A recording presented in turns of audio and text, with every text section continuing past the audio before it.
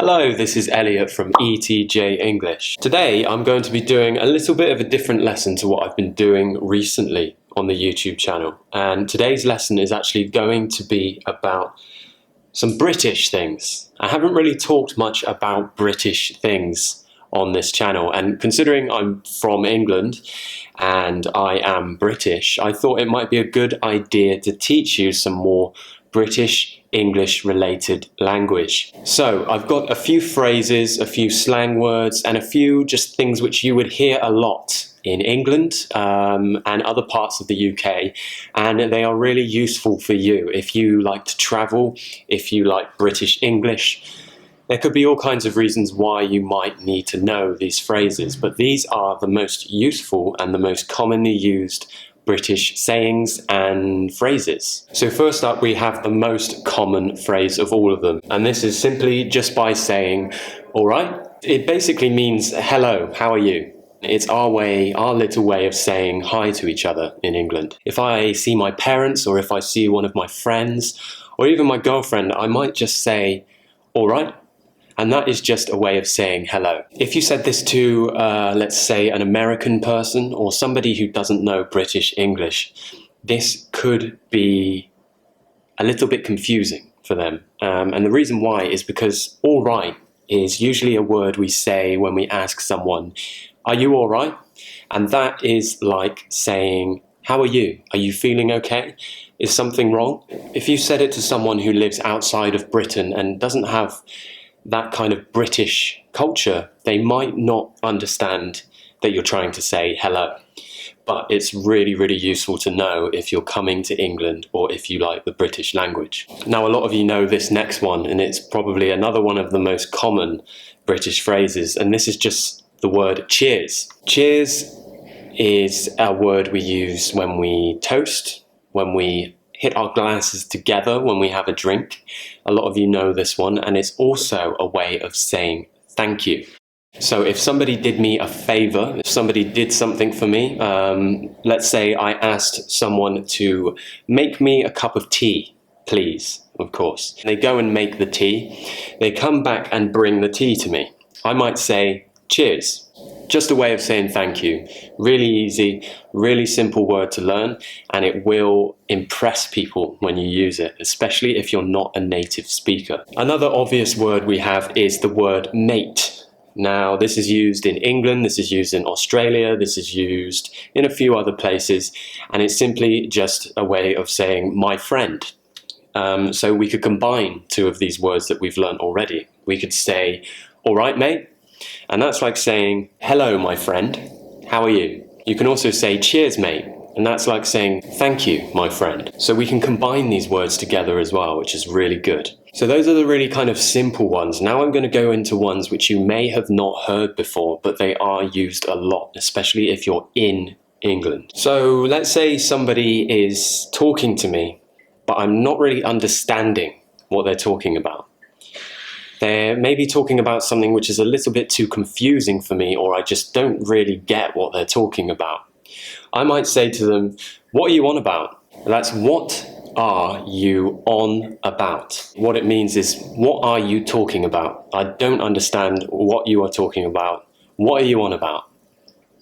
Now, this word I recommend you use with probably friends only, or family, or somebody close to you. And essentially what this means is it's another way of telling someone to move up, make space for me. So let's say I'm getting on a bus, and the seats are very close together on the bus. And my friend and I are getting on the bus together. And there's not much space, it's quite cramped. I would say to my friend, can you budge up, please? Or just budge up. And this is just telling your friend to move up, move along the seat, so I can sit down and so there's some space for me. But I do recommend that you only use this with your friends, mainly because if you went and sat on a bus and there was someone taking up a lot of space and you told them to budge up, they might take it offensively and you might end up getting thrown off the bus. So I would just be careful with who you use some of these phrases with, particularly that one. In one of my recent videos, I did say about how I was feeling very tired. I said that I'd stayed up late and I wasn't really feeling very awake that day because I'd stayed up late. And the reason why was because I was knackered. Knackered, it has a funny spelling. It doesn't really sound how it's spelt. But then that's kind of what most of the English language seems to be like anyway. But knackered, this means I'm tired, but it means I'm really tired. You know, I need to sleep. So if you say I'm knackered, this will score you loads of points with English speakers because they will be amazed that you know this word. So when you're speaking with a British person and you're feeling tired, tell them you're feeling knackered. It's a good one. The next one is gutted. And this is a good one. I use this one a lot. Really, all it means is that you're quite annoyed or upset. So let me put it in an example again. Let's say you're really annoyed about something. Something's happened and it's really annoyed you. And it's made you feel kind of down, upset, not happy. You would say, I'm gutted. You can say, I'm gutted about that. Or I'm gutted to hear that. Or you can just simply say, I'm gutted. And it basically just means I'm really annoyed, I'm really down, and it's annoying. Now finally, I'm not going to go into British versus American words because I could go on for ages and there's so many people who have done videos about this. If you want me to do a video about this, I can.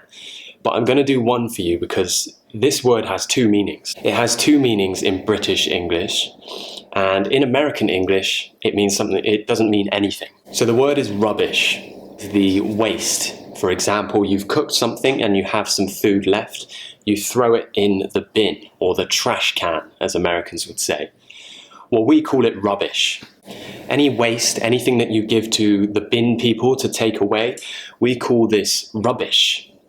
The rubbish bin, or you put something in the rubbish bin because that's where the rubbish goes. That's one way of using the word rubbish. Another way to use the word rubbish is by saying that something is really boring or bad or it's just not good.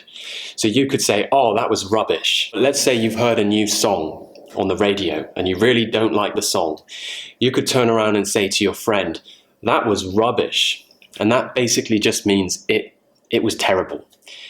And obviously in America, they might say something like, that sucked. So those are some useful British English phrases for you. If you have any questions, please leave me comments in the comments section below. Don't forget to like my Facebook page, subscribe to this channel and everything else, and I will see you in the next video. Thank you very much for watching.